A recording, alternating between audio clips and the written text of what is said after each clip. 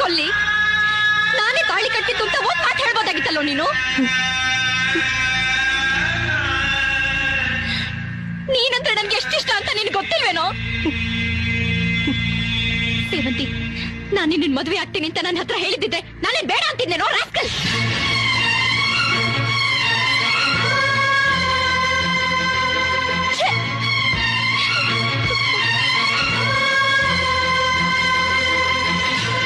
ಎಷ್ಟೋ ಸಾರಿ ನಾನೇ ಅನ್ಕೊಂಡಿದ್ದೀನಿ ಈ ತಾಳಿನ ದೇವನೇ ಕಟ್ಟಿದ್ದಿದ್ರೆ ಎಷ್ಟು ಚೆನ್ನಾಗಿರ್ತಿತ್ತು ಅಂತ. ಗೊತ್ತೇನೋ?